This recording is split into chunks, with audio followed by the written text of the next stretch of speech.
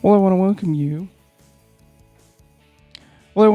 To Forgotten Liberty Radio, the voice of liberty in the Central Valley of California. I am Matthew, joined as always by John. John, how's it going? Oh, it's another beautiful Saturday morning in the valley. Nice and crisp this morning. It is. It's finally cooled off a bit, huh? Yeah. I'd like it to be a little warmer. Jacket weather never suited me much. I love the cold, so I'm partial to that. Well, put some pants on, you're making me cold. Anyhow, we have some exciting news this week. We're adding a co-host to the show. Some of you might know the name, Justin Quigley.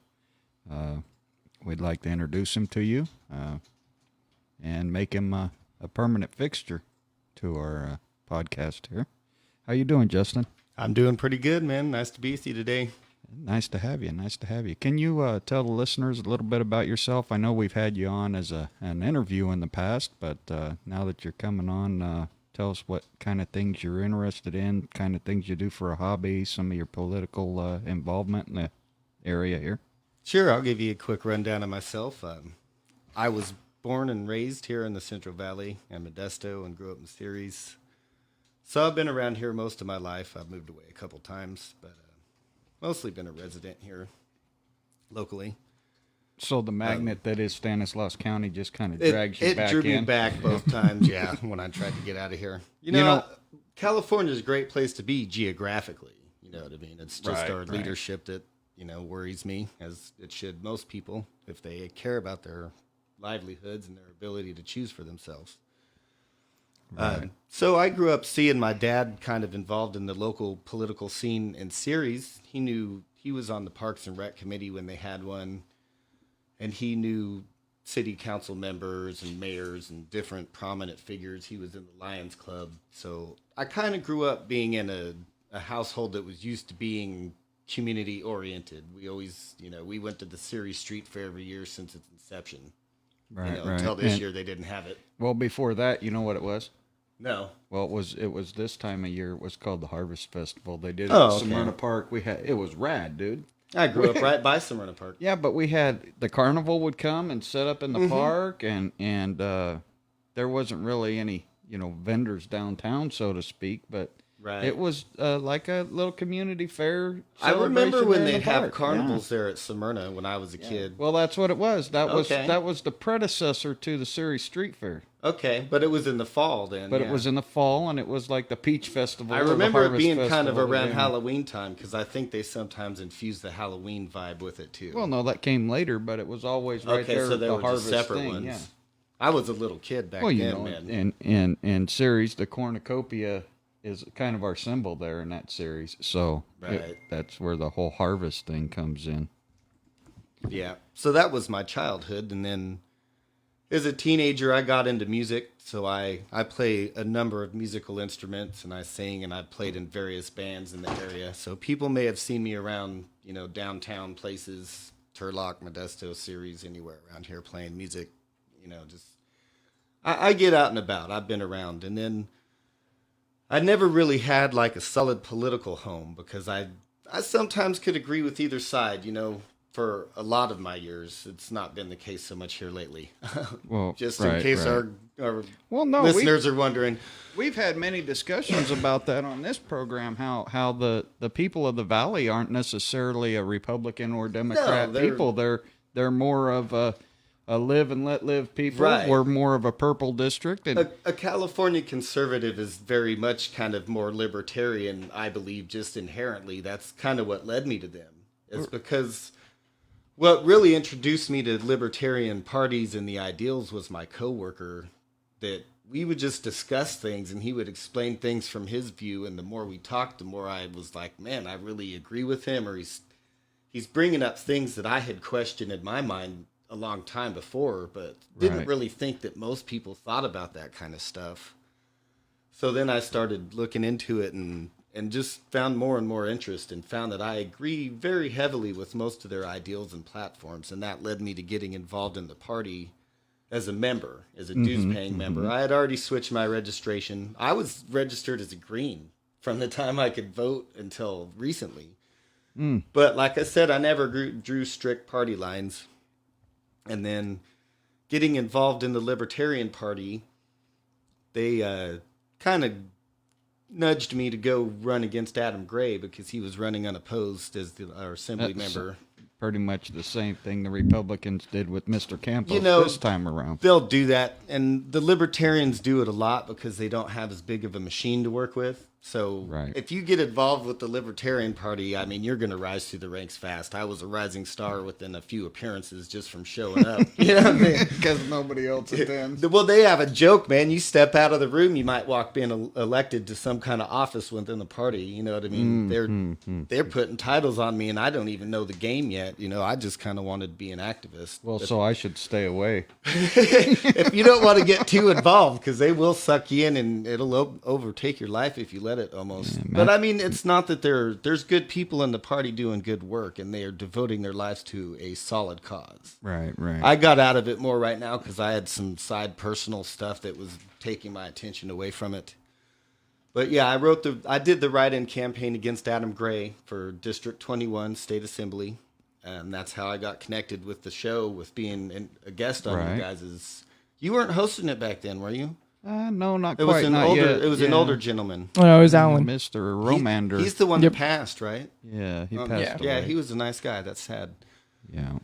So yeah, I did the show, and even before that, I had been working with the state of Jefferson a little bit and just different local. You know, I've always been into helping nonprofits and charities. Even as a musician, you play shows that are fundraiser shows. You know, you get out and do community work just to lend whatever help you can. Right. And that kind of just led me to where I'm at now. You know, I don't really have a home. I'm not involved in any specific organization. I'm just out trying to help spread the word and just there's a lot of confused people that turn to me for my insights because they know that I've grown up my whole life understanding this. Even if I'm not super into it or follow it all the time, I just understand it well. Right. You know what I mean? And that's a major reason why Matthew and I wanted your involvement in the show. Yeah, I appreciate that. Because you know, we value opinions of differing standpoints, but at the same time, the patriot that you are. Oh yes, I love America. We also, you know, want to bring in that same fervor for our rules of government and possibly from time to time a secondary viewpoint. So we're glad to have you. Yeah, no, I appreciate it. And I'm glad that you guys felt so strongly because at first I didn't realize you both were like, hey, let's bring Justin on as a regular dude. I thought it was more like we want to try out some different people and see who works. You know what? Which is great because I like doing it. It's fun. We all kind of teased that Justin Quigley show thing, and there actually was a lot of interest for that. I still want to get it doing. And that you never started that up was you know, kind of disappointing to us. But, you know, things happen, and we all get busy in our lives. But, you know, I got my own stuff I do on Facebook. You know, I got my own podcast that I drop sometimes. I do still plan on having my own show. Perfect. That's going to be Justin Quigley show like you guys expected. So it's more it was more of a postponement than a cancellation. Exactly. Right. Mine's going to be more variety style. Right. Well, like we'll talk social and political subjects, but I want to talk like science and art and entertainment and yeah, can you take some of the reverb out of my mic maybe? Can you get closer? Is that there you go. Okay. Yes. That made a big difference. I'm awful echoey. I don't usually sound like that. Yeah. It is what it is. Yeah, I'm just not used to these mics yet. You know? They're dynamics and they are very, very sensitive, which is great for small room. Or sorry, they are not very sensitive, which is great for small rooms, which means because condensers will pick everything up. Yeah, that's why I don't use so it's more like a performance. Yeah. This is what I use for live on stage. It's a Shure S&B ripoff. Okay. I've got a couple Shures, but I mostly use Sennheiser. Okay. Now we just lost everybody in our listening audience. Yeah, they're talking technical stuff. Hey man, maybe we'll get a sponsorship from name dropping some of these brands, huh? Yeah, exactly. There you go. Yeah, your voice is a lot stronger now. Hell, maybe Bob can come along. Oh boy. Yeah, whatever. Our friend Bob. Bob's gone. Bob died. Are you sure about that? Does Bob have a son or something like that? Was he on the show? Oh, Bob was on one night talking about all kind of stuff. He knows a lot about PG&E. Ah. Isn't he a lineman? I don't know what he is. I don't care. I'm over it. I'm over it. Hey, listen, I met Justin through our attempt to do the petition and the Okay. representation increases when our friend, our friend, Holly, was trying to do her California Rising thing. I don't know that kind of worked out very well when you don't research what you're going to name your thing, and that name's already taken. But since then, Justin, we actually got the petition off the ground. We were circulating petitions right when the Rona hit, so that kind of shut that down. Yeah, COVID killed everything this year. Yeah, in the meantime, I have proposed a simplified Assembly constitutional amendment. We have some local interest from our local Assembly members that want to talk about it. So we've started that organization, Americans Restoring Representation.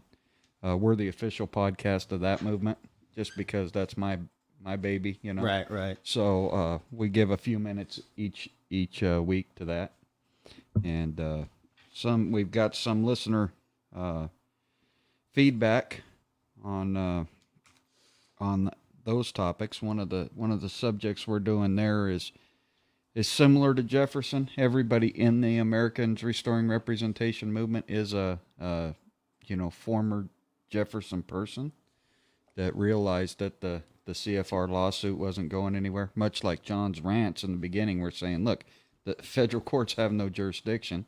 Subsequently, we all know that the federal courts have said, hey, we don't have no jurisdiction, even at the appeals level. Mm-hmm. So that's kind of dead. So are you saying the Jefferson movement's pretty much over? I don't know that it's over. I mean, because they can do their own thing. They have started doing a constitution and this and that. But what we have at Americans Restoring Representation is a movement called Divided Together. Mm-hmm. Would be forming 8 states out of the state of California, not just concentrating on that northern section. Right. But actually realizing that California as a whole is, breaking it up more ungovernable. regionally. Right. Well, what happens is we're looking at the socio-economical ties that the different counties have to each other. Right. And have separated that into 8 independent things. Geographically, there's so many different Californias. Right, You got the valley, the bay, the mountains, the desert. Right. And people look at it on a map and don't realize that it's not just one huge beach. Yeah. I don't know if Matthew has a map that he can throw up while we're talking about it, but basically in our area, that would be, Stanislaus and San Joaquin counties, Calaveras, Tuolumne, Mono County to our east. Oh, you want the actual? Yeah, I can see it Merced, from here. Madera. That looks like a very good. Yeah, sorry. We're trying to break it up into bigger groups, and part of what happened, or more groups. Part of what I think makes this more successful is I sit down with Josh Harder pretty much every opportunity I get. Oh, really? Now, Josh Harder and I aren't personal friends, but I've made it a point to, this representation issue is still key for Americans Restoring Representation. The same things that you came with Holly to learn about, those are still the same things we're doing. We're saying that 435 in the House and 120 in Sacramento is still way too small. Right. Great Britain today has a combined, between the House of Lords and House of Commons, a combined representation ratio of 1 per 45,000 people. Well, here we are, we're at 750,000 federally. That's even less than what the founding fathers had in mind for this country when they set their their ideal maximum limit. Right, as far as Articles of the First was concerned at 50,000. Right, exactly. Right? But okay, if you look at that 45 that Great Britain is today, they're only 66 million people. Yeah. 1,400 and some representatives, right? Even 45,000 is a lot of people to represent. Well, it is. It really I mean, is. think about how many look, people that is that you personally would have to be like, I'm representing 45,000 people. That's a town. You know, Right, that's a full city. that's serious. A medium size, yeah. That's serious. Exactly. You know? There's no And- way I could possibly know the opinion of everyone in my town. Right, but if you were running for a district of 500,000 people. Exactly. Right. So take that as a former candidate into perspective, people. When Justin says that 45,000 is a lot of people, he already had to fathom this idea of representing 500,000. Right. So Heck, just campaigning for it with the limited campaign that I did was, wow, man, you get just an idea for the district that you're running for. right. Wow. So, That's a big area to cover. So you can see how even the candidates, even the assembly people, you know, you just heard it firsthand. What we've been saying all along, these people cannot connect with you. You know? No, that's how you end up with the career guys that just get kind of trained into the position. Well, and then they come back and run for, you know, county board of supervisor. You know, Mm-hmm. it's ridiculous. But so that's what we're doing. And that, you know, I sat down with Josh Harder, and he said, when I told him 435 is unacceptable, 750,000 average is unacceptable. You know, we have Wyoming is the smallest state population, 570,000 people.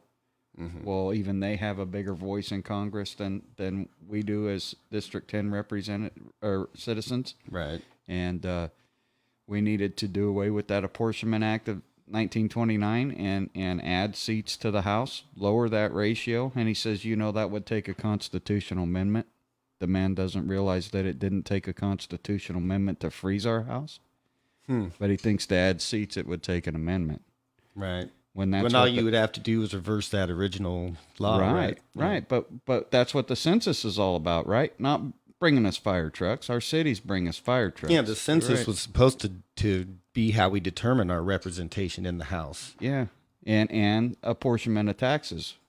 Right. Right, but 11th Amendment, now we got to just pay taxes to the federal government. There's no state check on that. There's no balance on taxation anymore. Right. So he says, but what we can do is we can add 12 senators to the state of California. No. 12 senators. Yeah, but this is you what the mean Democrat the Party. state Senate. No, we're talking federal when you talk to Josh Harder. So he wants California. The Democrat Party wants California to have 12 senators. But that doesn't make sense because the Senate is based on equal states. But Nancy Everyone Pelosi has 2 senators, so the states have an equal say in the Senate. Right. This is your current every voice counts Democrat Party. This is their thinking. I haven't heard this one yet. Well, you didn't sit down with Josh Harder. I went to his town hall when he came to Ceres. Yeah, I was there too. Oh, were you? Yeah. Well, I don't think we had met yet at that point. Did you get to ask him a question? I wanted to, but I didn't. He ran out of time before I could ask him. Charles Dossett, we interviewed him. He actually did ask him some questions there at the town hall. I met with Josh that morning at the Houston Library. Mm-hmm. And then I meet with him subsequently in Riverbank. And there comes a time where, even though I still call his office, I'm not sitting down with the retard anymore. And you laugh, and I have to be honest about it. He's retarded. Well, I'm laughing at your candor, not the fact that he's retarded. That's frightening, but... Well, but the man really is... I get the same feeling when I deal with many government people. He's retarded. Because, like you just said, well, you can't add 12 senators, right? Yeah, that's not how it's based. It's not how it works. If you add 12 in California, you got to add 12 to every state. But they're pushing for that. They're pushing for that. They're so pushing we'll have 12 for... times 50. That's 600 senators. And no, see, they're pushing for senators to be representative of population as well, not state. not equality amongst the state. Well, then what's the point in having 2 chambers? Well, if it's strictly based on population, you only need 1 chamber of Congress. You know what? And that's the reason they split it into 2 chambers. Is one's based on population, one is based on equality amongst the states. Right, and that's Did they not go to their high school government class? Well, the man. I mean, I've known this stuff since I was probably in junior high or elementary school. Yeah, but the man went to Harvard or Same. Yale or something. Where'd he go to school, Matthew? You know, I don't where he know. went to school. Yeah, I don't think know. he's Ivy League. Yeah, for It sure. don't matter. He's a jamoke. Well, yeah. Look at what that's- look what the Ivy League turns out these days. Yeah, I was gonna say, yeah. So, Look at AOC, man. Boston University owes her a refund. No, Harvard and Stanford. Well, Two of Boston, them. Harvard, and Stanford owe us all refunds Yeah. because I'm sure none of them paid for their education. No. Not if you're going. I mean, even the UC and CSUs, I mean, they get What's a lot Jo- of California money, right? Look, I'm not trying to slam Josh Harder's father, but what's he, a doctor of optometry? I mean, I think you're right. not a brain surgeon, and there's not a whole lot of money in optometry. Dude, these glasses literally cost me like more than the visit. Right. You know what I'm saying? So $45, $50 a person, what are you going to get even if you're boning the insurance company? Can you run that up to $100 a visit? That's $800 a day by the time you pay your E&O insurance and all this, your rent your building.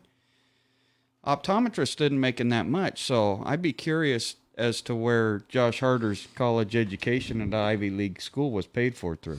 Yeah. Pell Grants, this and that, whatever. Oh, it's all refund. Anyhow, they don't get it. But if we take California and we divide California into 8 states, that makes 7 more. How many senators would that be? Right. Yeah, that's Well, that's 16 versus the 2 we have now. Josh Harder only wants 12. Well, I'm trying to give you're him proposing to add more. I'm trying to give him 4 more than he wants. Yeah, but that idea frightens them because if you split it, then you'd have conservative areas because people don't realize there's red pockets in California. We just talked if when you you add sat if down. you add 12 more senators in the whole great state of California, they're all going to be Democrat. No, they're not. If they do it his way, they will be. Right, but if you look at it like you said when we first introduced you, and we were talking, it's not a red or blue. Oh yeah, state. yeah. This is a purple state. Oh, it's such a mix. It's such a mix. Okay, but That's why I thought the Libertarian Party would take off in the Central Valley. I was like So all we gung went- ho about it at first, and then nobody had any interest, and I just kind of went. the problem is parties at their inception are strictly just for the parties, and the people don't understand that Right. you're just sending money to a party. Well, even within the Libertarian Party, even the beliefs are true, but you still see the inner turmoil and all the fighting amongst the party. It's the same politics you see everywhere else. Right, That's why I can't really. I'm not knocking the party, but I have kind of transitioned back to being a small L versus a big L, which those that don't know the difference, when you look at the R's and the D's and whatever party letter you carry, if you're a capital, if you see it capitalized, that means that you're like a full-fledged party member, paying dues, being active. If you're small L, it's just someone that carries the ideology. You still believe it and agree with them, but you're not really like an active member of it. You're not just a part. However. Another thing for people, you're not a party member just because you register a certain way. Like a party requires you to pay dues and join and get a membership and all that. So Well, just keep that in mind when you think about your I don't pay- stances, and because some people do draw very hard party lines. And even though I still consider myself a libertarian, I still see myself siding with the Republicans on some things, and believe it or not, maybe a Democrat here and there on certain issues. But mostly they've gone off the rocker lately. mostly Well, by and large. yeah. rocker. Is it a rocker if you only have one curved leg under your chair? One No, of the I mean, legs so- broke out and they fell over. Maybe, I don't know. I kind of liked Tulsi Gabbard. She was all right, but they kind of ran her out of the party because she was, not really toeing the line. Yeah. Who knows? Anyways, so that's where we're kind of at with that 8-state deal. Right. I could know. see that being. It's just one more reason for the 8. I mean, we looked at the 8 as based on synergy, right. culturalism. Well, I could see on the map you drew, you took a lot of time to Economics. look at the regional aspects of California because it almost looked divided the way they used to do territories a long time ago, which was through natural boundaries. right. Rivers, waterfronts, mountain ridges, things that actually separated you from other people physically. Pretty much. I mean, you take. We're calling it Awani because the area we're in here, Stanislaus, San Joaquin, Merced, Madera, Inyo, Calaveras, Tuolumne. This was the historic region of the Miwok Indian, and to honor that Miwok heritage that this area has, and much because I've explained it to our listeners before. John's got a big mouth. A lot of this is based on John's idea. Right. Awani means deep grassy valley or big mouth. Right. And just thought that was fitting as a proposed name for our area. Well, that makes sense. I mean, even Stanislaus derives from Stanislaus, which was an Indian chief, and Native American. Sorry, Tuolumne's like those who live in stone houses, or. But you know what the funny thing is? Stanislaus, the way we spell it, is actually like the name of a Polish king. So you know what? Because white people came in here and just did whatever sounded right to them. That's funny though, because I was sharing when I was younger and with my wife. And we're separated now. But I was telling her the story of him, and the statue that's outside the courthouse there in downtown Modesto. And we looked it up, and it said Stanislaus, a Polish king. And she's like, "You're so full of it." And I'm like, "No, I swear, that's the real story." Like, she didn't want to believe me, because the spelling was different. And I'm like, that's kind of weird how it actually... Well, but like take another organization, the ECV, and then you look at their logos, the little cartoony face. Yeah, but it's spelled correctly on their logo. Stanislaus Clampus Vitus. Right, and these guys, they're they get a bad rap. They're not all about the drinking. They're just guys that happen to drink together. I wonder how long till the PC Brigade comes after them for their logo. Like the Cleveland Indians. You know what though, But every chapter has a different logo, and it's a regionalized logo, well, and there's people of many different ethnicities in the clampers. I know black clampers and Mexican clampers. In professions, Indians, judges, cops, lawyers. Yeah, totally. I mean, this is more of a historic... It's a multiverse group, that's for sure. Historical preservation group at its core. Yeah, mostly they clean up historic sites and graveyards and cemeteries and stuff. And then they get drunk afterwards. Whatever, guys get together, they have a beer, Yeah, totally. Whatever. I mean, I don't drink really too much anymore, but I'll smoke a doobie with one of them dudes, It's legal in this state now, so I can say whatever. That floats your boat, No, so, that's kind of where all that stuff came out of. And, some of our listener feedback, we kind of teased the state number one. That would have been the traditional Jefferson Territory. A couple weeks ago, and one of our listeners dropped me a message that said, you kind of made it sound like an impoverished area, that it'd be one of the poorer states there, and they just wanted to put their opinion out there, that if it hadn't been for the environmental regulations that stripped the logging, the mining, there'd be an industry there. There would be industry there, and prior to those environmental regulation changes, they were one of the wealthier areas of the state. Well, and if they could escape California control, then they could bring that back. Well, they'd have their own state power to reintroduce that, right? Right. So with that mining and that forestry that could come back, they would become more prosperous. Yeah. And absolutely be able to fund their own. Oh, for certain. They say there's still a ton of gold in the Sierras, man. Oh, I mean, they did barely scratch the surface in the 19th century. We don't know, but if Matthew wanted to throw that map back up, that feedback got me thinking about the with the return of sanity and the return of the people's control of government, how this could affect a majority of the state. And our proposed states areas 1, 2, 3, 4, 5, and possibly 6, which is pretty much everything along the Cascades or the Sierras. Right. And some there in Sonoma County, Napa County, like that. They have some logging there that's been stifled. But you're taking, 1, 2, 3, 4, 5, and possibly 6. You're taking 75% of the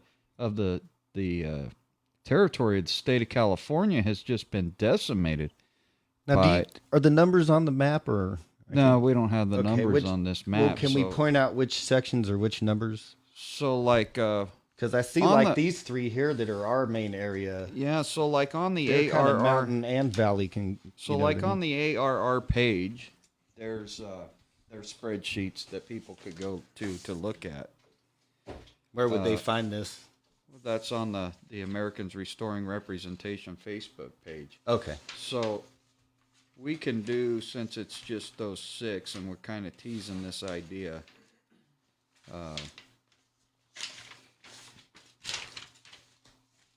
Read those counties. So we did the state number 1 would be Del Norte, Siskiyou, Modoc, Humboldt, Trinity, Shasta, Lassen, Tehama, Mendocino, Glen, Butte, Plumas, Lake, and Colusa counties.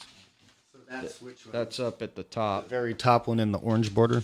Yeah, gonna people slide can't this can't really see what we're pointing at, but Right. I Well, that's think- why I'm making a Matthew- point. If we Matthew- describe it to them, they might know which Well, one. Matthew has it up split screen. What you're seeing on my iPad is actually what our listeners or current viewers are actually seeing. Right. So I'm trying to help them get an So- idea for which So, sections right, or that's which the numbers. northernmost part of California, Right there. Yeah, the top part. Yeah. and Oh, there you go. That's the majority of the Jefferson Right. territory. Yeah, you there. can see the basic shape of what their state was taking. And that's what the listener was kind of referring to. If those mining and logging industries came back, that area would be prosperous because it was once Right. before prosperous. Well, that's what I was looking at. Even these 3 that are on the east below it. Well, If if you they're look, they on the eastern side, they're in the mountains, but as they come to the west, they're in the valley. So you'd have a split of valley and mountains in 3 counties right, there. but if you go to state, well, those would be states, right? right, those would be these are proposed individual states. So if you go to state number 2, and this didn't That's come the from green one here. No, that's the pink one. The pink over there. This Okay. didn't come from these additional states didn't come from the listener feedback. They come through a conversation with myself and others about the feedback. Mm-hmm. And what I'm saying is, okay, so state number 2, we talked about that 2 weeks ago. Sonoma, Solano, Which is basically the North Bay. right? Sonoma, Solano, Napa, Marin, Contra Costa, Alameda, San Francisco, and San Mateo. Now that's pretty much a wealthy area. Yeah, very much so. But even in Sonoma and Napa counties, we had some redwood logging industry there. Right. Oh, yeah, there's coastal mountains in those areas. Right. So that's some agriculture that could come back Mm-hmm. should they be able to change their policies. I don't see that proposed state. No, but they'd It- still be fine off their tourism. The wineries, yeah. The wineries. Yeah, in well, and San there's a lot of Francisco. historical sites on that coastline, too. But they would see Old military bases and stuff. right. But my point is in this, they would see some economical growth if Oh, totally. if they were able to stymie some of that regulation that we have. I don't think it's going to be anything that proposed state would change. No, but it's probably not, because that's kind of a yuppie area. right, but it's a possibility, is all I'm saying. Yeah, yeah. But Right. even they don't even need it, because they'd still be fine with their other industries. But then you look at proposed state number 3. This is the area in the green. Okay. That's Sierra, Nevada, Placer, Yuba, Sutter, Yolo, Sacramento, El Dorado, and Amador counties, right? That's like the greater Sacramento area. And east of that. Yeah, but Like going toward Tahoe. short of Sacramento County, these other counties in that area have actually, well, I guess Yolo, Sacramento and Yolo weren't affected by those changing environmental regulations that Right, took away right. the logging and mining industry. Yeah, because that's agriculture there. right. But those areas definitely would see an increase if they were able to make their own decisions on whether logging is a Yeah, there's a lot of mountain in that area. right. And that's going to see some increase in economic revenue if they're able to do their own thing. Certainly. And then we're in this proposed state number 4. I'm done calling that state number 4. We're just rolling with the state of Awani. Right, right. And because regardless, we need And now that one's got the same deal. You'd have a mix of agriculture and mountain land Right. that you could bring back to the timber industry. right. That's our area here: Alpine, Calaveras, San Joaquin, Stanislaus, Tuolumne, Merced, Mariposa, Mono, and Madera. I mean, that's this whole Sonora Pass, Yosemite region. Exactly. Everything And, directly east of San Francisco. Yeah, once you get over the coastal mountains. Right. Yeah, that's more San Francisco, Santa Clara, all that Bay Area. that's the South Bay. We are the bedroom communities for the Bay Area. Right. Right. Now that employment still would stay the same. They need to have that workforce over there still. People aren't going to relocate just because they live here. I mean, people live in New Jersey and work in New York all the time. Oh, right? yeah. People that live close to state borders cross the state borders all the time. It's not a big deal. I mean, yeah, because that's totally Silicon Valley, man. They're not going to go away. Right. They're going to keep the tech industry booming there. Right. So, I mean, even so, of all the areas, we still have Sierra Pacific, right? We still have the Standard Mill. We still have the Chinese Camp Mill. Right. So, well, and we have a ton of agriculture in our area too. Right, but this is all private logging, right? That's all private land logging that Sierra Pacific Industries do, or logging on private land that the state or federal government environmental policies don't have any effect on. Right now, we have county governance that says, you won't cut no tree over 12 inches or this or that. Right. But if we got away from that California stranglehold on our environmental practices, our what we know to be good stewardship of the land, we could bring back that logging industry. Yeah, you mean not letting them get overgrown with dead trees? Well, right, and facing the problem we have now with the major fires, right? Yeah, and it's funny, they act like they're doing this to protect the forest and the trees and the natural growth there, but they're actually killing off many varieties and species of plants that can't grow because of the overgrowth that doesn't get cleared out, right? Or isn't allowed to burn when it's supposed to burn, because naturally there should be the occasional forest fire that doesn't rage out of control because it happens frequently enough that it clears out all of that. Well, I don't know if you remember, if you were paying attention in the late 80s, but Yellowstone was like decimated by fire. Was it? Yeah, and that was all lightning strike fire, and because it started in the park, it was considered naturally occurring. Right. And they didn't put it out. That's probably one of the largest fires in the nation ever. Huh. And you could see it from space. Right. NASA was doing their photos and all this from the satellites on that, but that was naturally occurring in a place where we didn't go in and thin and do these, and here we are, some 40 years later, we learned nothing. Right. And not quite. I mean, if it was 86, 87, we're not quite 40 years, but we're over 30. Every bit of 30 getting there. And now we're back to these large fires of that scale. Right. And did we learn nothing from that? Did we not learn that? Obviously not. The undergrowth and all these things contributed to that? Mm-hmm. And yet we enacted those same policies in California that allowed that to happen.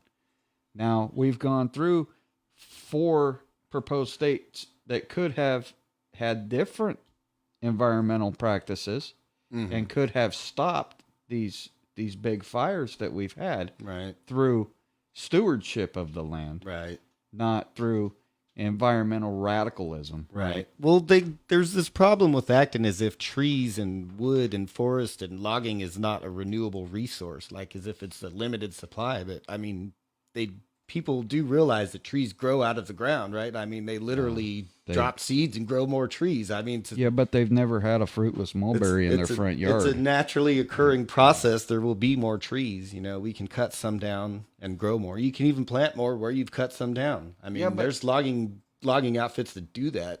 Yeah, but people in Los Angeles, people in San Francisco, they don't understand that. Yeah, people that live in the cities don't. I mean, you want a tree, you plant a tree. Right. And they don't understand that Sierra Pacific, they cut them trees down, pull the stumps out, go back and plant more trees. Exactly. So on that piece of property, 12, 15, 20 years from now, they can go harvest those trees again. Exactly. And they're still having the same environmental benefit You know what I mean? Because they're replacing them. You're still putting more trees to suck in the carbon, produce more oxygen. It was like this really weird thing when I was in elementary school. They really targeted like the deforestation of the rainforest, down in South America and everything. And they acted like we're just going to like the planet's going to run out of trees and we'll have no more oxygen and everybody's going to like just suffocate to death or something. Like that was like the global warming or like the climate change of my generation in school. Right. It was that in the ozone layer. They always talked about the hole in the ozone layer. The hole in the ozone layer, it's irreparable. We'll never be able to close it back up. It'll only get bigger. And now it's like almost a forgotten issue. Well, it's Like, not political. It's not political. That's to kind of the discuss, point right? I'm alluding to here. You know what I mean? They always find some kind of scare tactic Right. that's environmentally based that we really have no control over. Right. Well, we're kind of getting away from where we were. But you take like state number 5 as far as the lumber industry: Santa Cruz, Monterey, Santa Clara, San Benito, San Luis Obispo, Santa Barbara, and Ventura. Now you get down there to the south: San Luis Obispo, Santa Barbara, Ventura, San Benito. May not be a lot of lumber there, but there is lumber in Santa Cruz, Monterey, and Santa Clara counties. Yeah. So Well, in any of these that are coastal, you've always got tourism on the coastal areas. right. People right. flock to California for our beaches, our Mm-hmm. historical sites. Like California is Oh, not look at hurting that. for people to come spend their money here. Look at that. Matthew changed up the Yes, map. I seen him over there working on it. I didn't mean, want to we got- blow the surprise for Got everyone. like 2 green ones there, but I guess. Yeah, I'm gonna mix up Well, the colors a little bit. I'll At throw least that he in. split them between, so they don't look like one big green one. Right. And that's the benefit we get of having Justin. Matthew can Yes. do neat things over there for you guys. Yes. So In real then, time. So then the last county or group of counties or state formation proposed area that this could benefit, and this is just a listener feedback about the logging and the mining and that would be Inyo, Fresno, Kings, Tulare, and Kern. Now we don't think about Tulare or Kern County necessarily having logging, or Fresno County, because they're agriculture. Right. We've tilled the land. That's a lot of flat land, yeah. Yeah, Valley. but Inyo and Kings, once you get past Visalia, now listen, people, I'm not proposing that we go in and cut down the giant sequoias. But there are those will still be national parks anyway. Well, it's So national the park states and- can't go in and intrude on national park land anyway, so those would still be protected, right?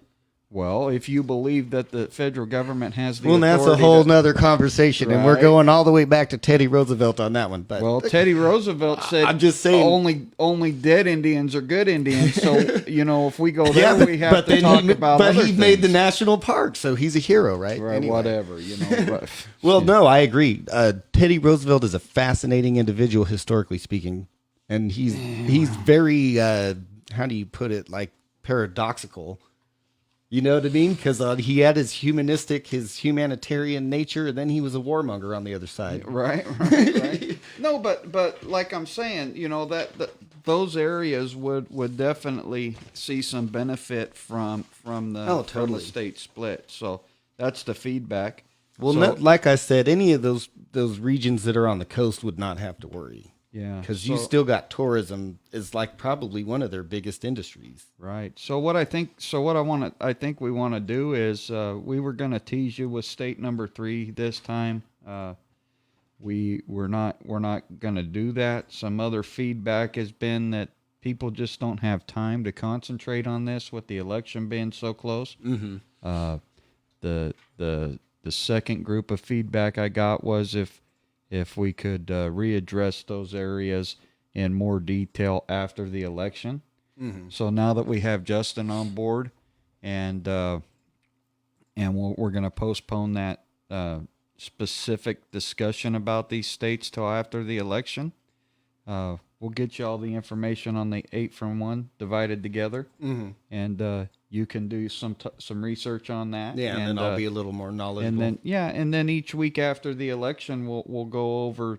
Well, it also probably benefits our listening audience for you to explain it to me too, because Right. you're breaking it down more in depth that way. Right. But yeah, I'll read it over and we'll start over with brush up on it. with each state after the election. And do like a deep dive on each one. Do like a 15, 20-minute deep dive on each proposed state area. Yeah, that makes sense. And that way, people have some time to prepare for that Saturday 9 a.m. Stuff. And we'll move on to the rest of the show. So, one place I wanted to go today was the executive authority that the governor has via in the Constitution, his executive orders that he's subsequently made because of this coronavirus. Yeah.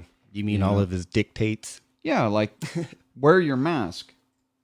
But if you got one of these, 32 medical conditions, you're not required to wear a mask. Right. Everything that everybody's saying, you're a mask hole because you're not wearing a mask. Mask hole. I don't know if I've heard that one yet.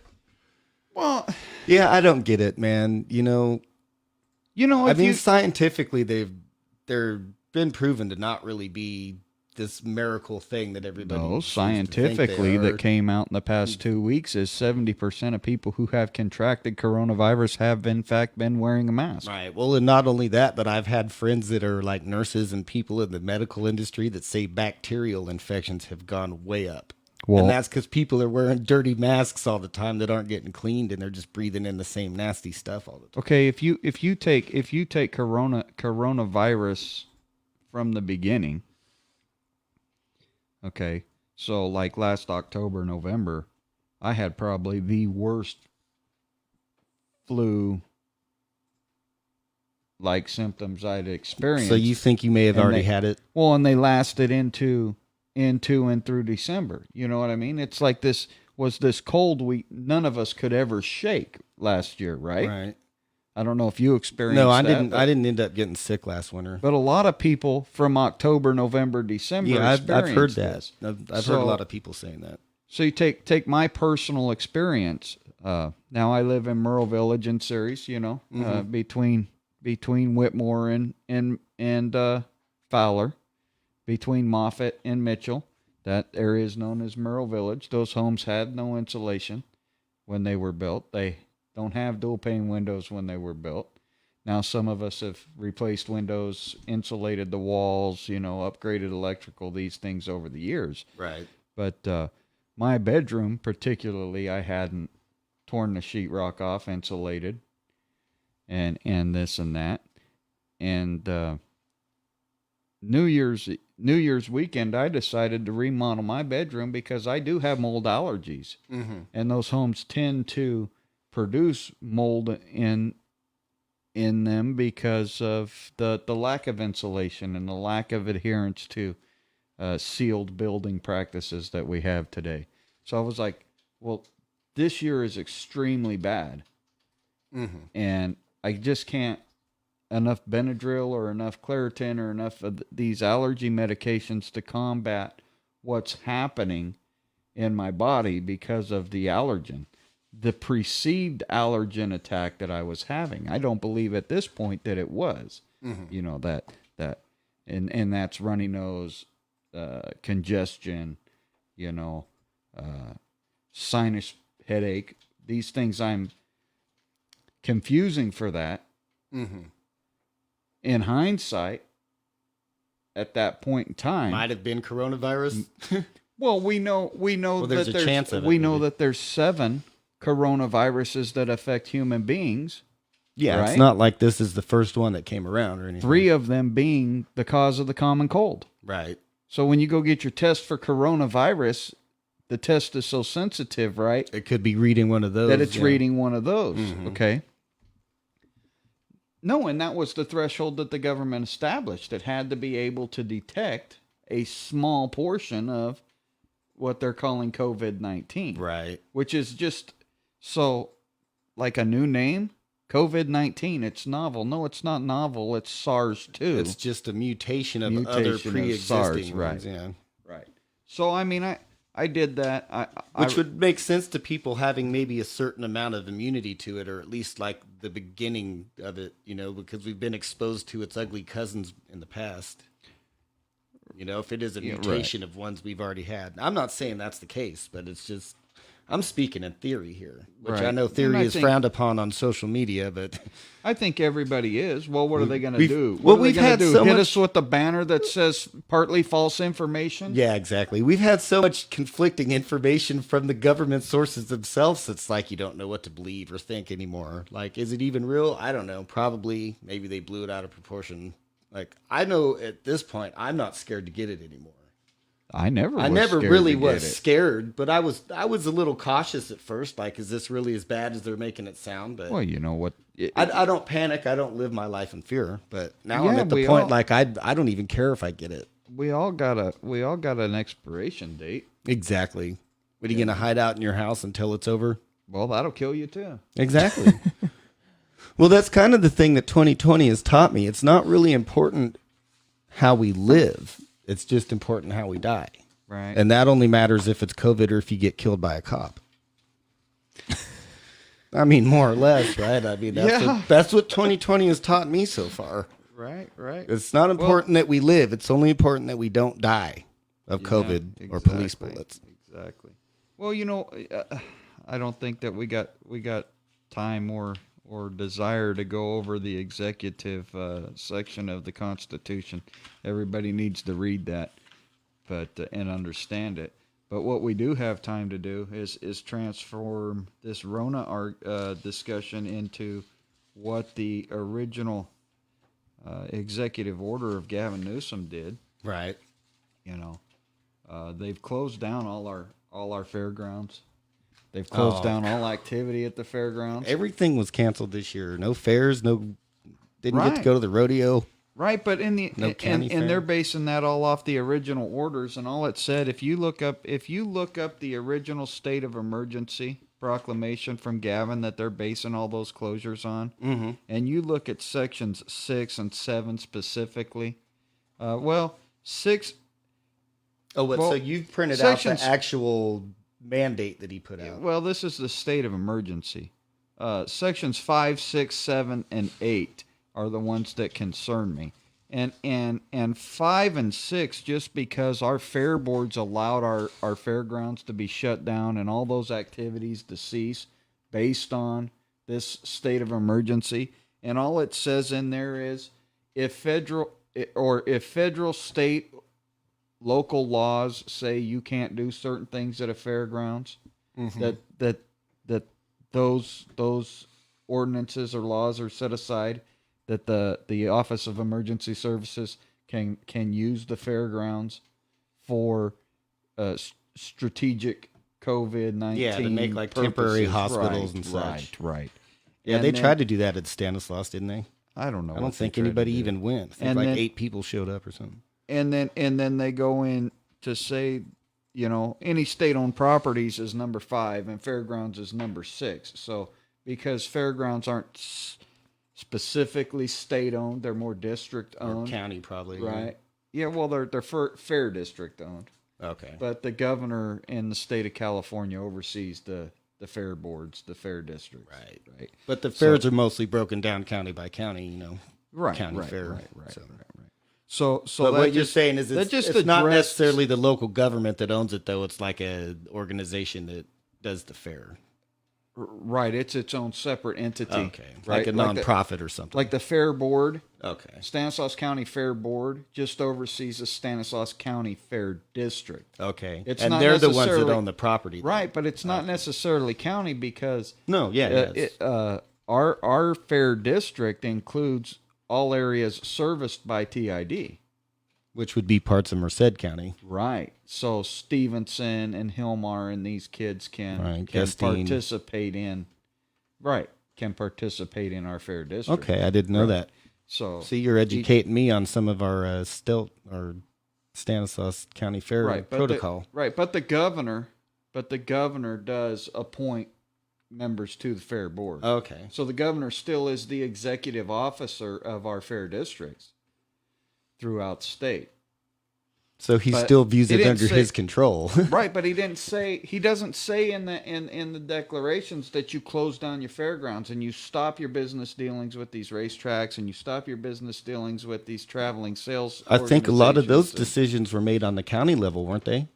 I think because Stanislaus County issued their own state of emergency. But a lot of these orders are all based in part by this order or the recommendations of Fauci or Birx. Exactly. No, I'm not saying I right. agree with it, but I know that our county did issue its own state of emergency from our health officer or whatever you call him. What's her name? Julie Vaishim Payam or whatever. Dr. V. She hangs out with Josh Harder at the retard camp.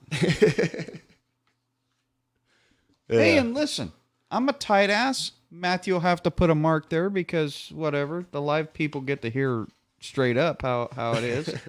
But I don't have insurance because it costs too much. Dude, I literally utilized the Stanislaus County Public Health Services Agency for my, diabetes management. Right. Whatever doctor you see is able to prescribe your medication. Now, I don't necessarily agree that federal government should be overseeing the prescription of medication nor the state. I think what we put in our bodies is our own issue. Right. Like, I love... It's a very libertarian stance on that one. Hey, but look at Mexico. You walk in and you get what you want. Mm-hmm. I could walk right over the border in Yuma and Algodones in years past, pre 9/11, and just tell the guy, "Hey, give me some cephalexin. Here's 500 pills." And it's like a tenth of the price, right? Right, but it's made at the same place my prescription bottle was filled at, right? So, I mean, I'm not going to pay thousands of dollars a month for medical services through an insurance company. Right. When, hey, I can pay the penalty on my taxes for not having insurance, for not being a patron of an insurance company. That's basically what Covered California is, just a Well, and that's what they were doing on the national level Right. until they killed that part of the bill. Force you to purchase a product, right? We know that. And we know that's why they're all freaked out about Amy Comey Barrett, but that's a whole different issue. Well, I mean, I get insurance through my work, and you know what? But I very seldom take a doctor visit or go to the hospital because I'm a healthy person. If Right, I but had I'm an saying issue that was regular, right? Like for you, it's I understandable. utilize that specific county department that this Dr. V oversees, and the broad's a retard. Okay? She's not a doctor. She's a bureaucrat. She's a political liaison. Oh, yeah. Well, she's definitely got some kind of position in the local government. She's the one that said shut everything down. She hasn't treated a patient in I don't know how long. Honestly, her job is that of the sheriff. And like Dirksey, I've been critical of him on here, but he's not actively engaged in law enforcement activity, just like Dr. V isn't actively engaged in medicine. I feel like he's mostly been out of the public eye since he's been elected, Dirksey. I haven't really seen much of him since he's been in office. Because the sheriff in this county is more worried about budgetary issues. The undersheriff... I don't know. Adam Christian was out and about all the time, man. I met him on several occasions. Right. You know what I mean? Whether you like him or not, at least he was accessible. He would even say on 1360 with Dave Diamond or, Dave Bowman or whoever he called himself subsequent shows before he moved back to Seattle, that job is more of a figurehead and of a budgetary officer. Right. And however, the same thing for Dr. V as the chief medical officer in the county.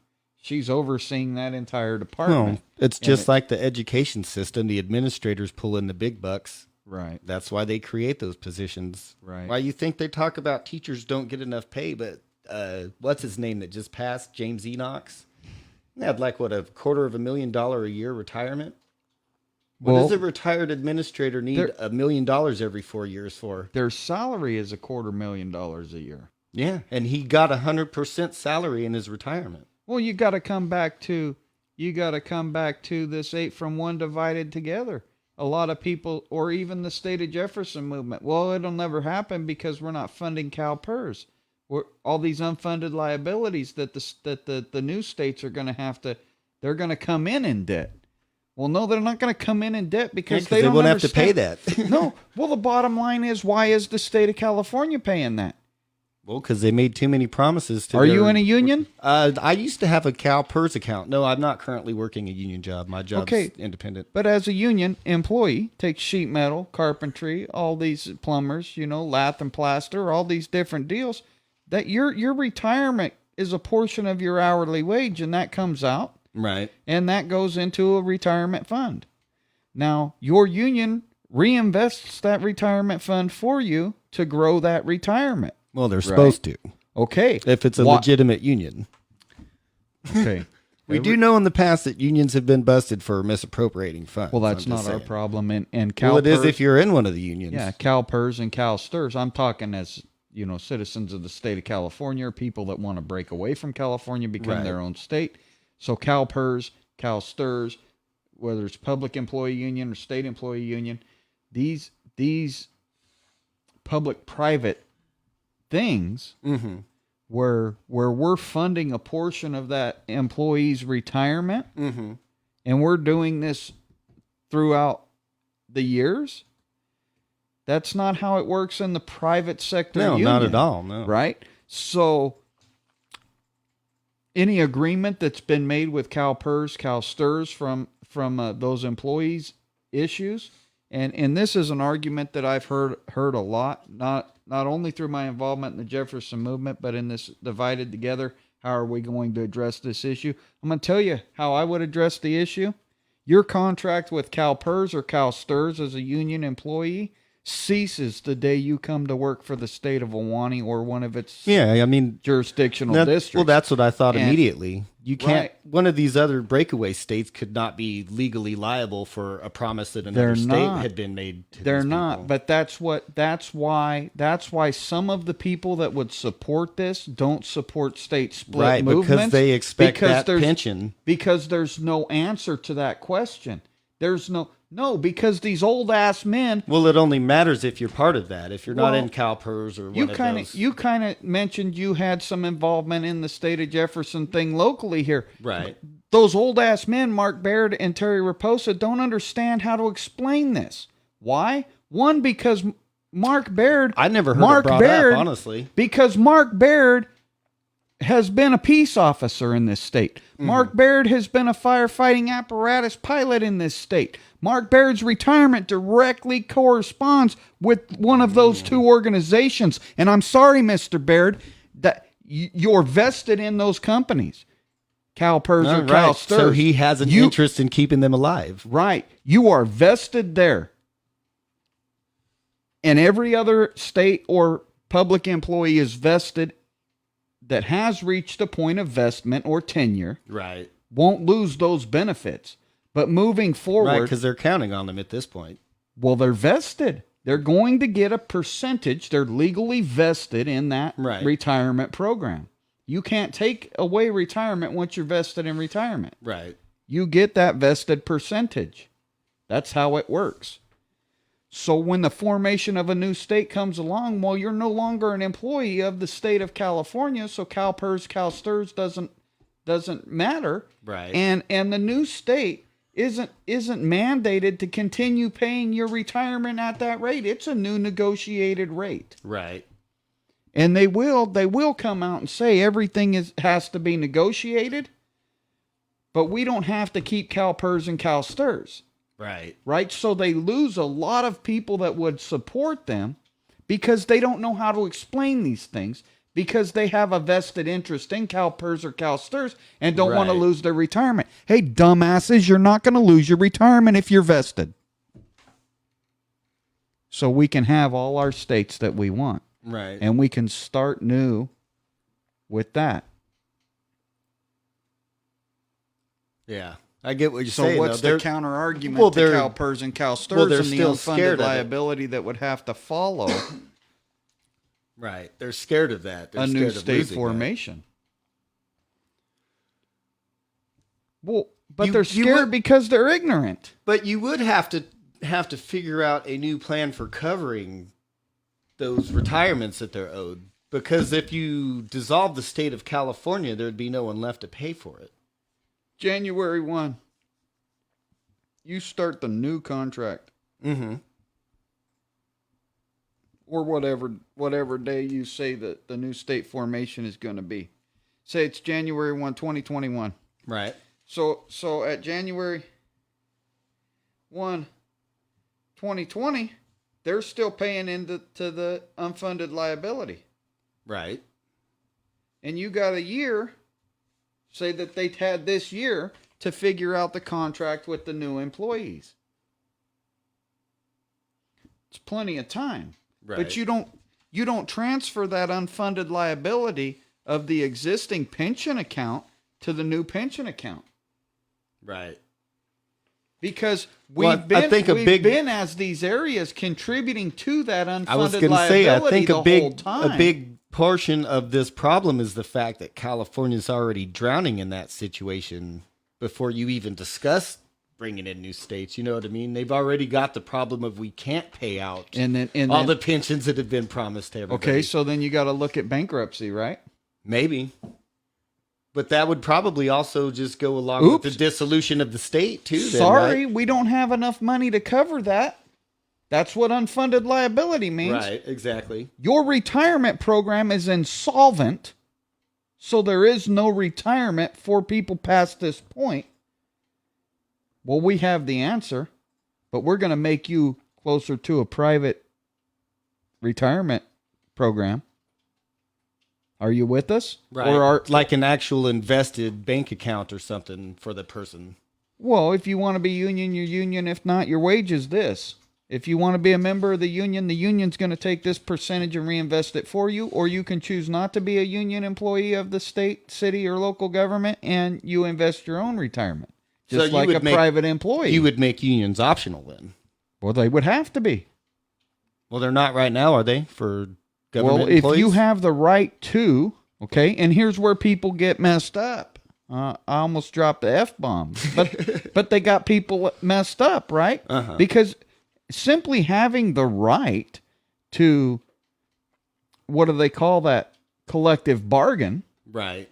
doesn't mean that you give up your right to be free because the others want to collective I agree bargain. with you, but okay? I think in California, all public employees are automatically unionized, right? Why? I don't Yeah, think they but have why? a choice about it. Well, they have I a don't know. choice, but they I think still they have to should. pay all that stuff, right? So even if they're not in the union, they still pay union dues? Well, pretty much. Okay, see, I don't know. I don't know how it works. I'm asking out of a genuine interest in learning Well, this stuff. I've heard people complain about, even though I'm not a union member, the I still closest- have to take the union medical and the union this and the union that. Well, See, I worked for Turlock Schools, so I've got a little bit of experience in CalPERS in the public employment, but I was only a sub. I never actually got hired on And full then- time, and then so I didn't some of come those- near investment or any of that kind of right, stuff. and then some of those employees are able to opt out of Social Security. See, Mm-hmm.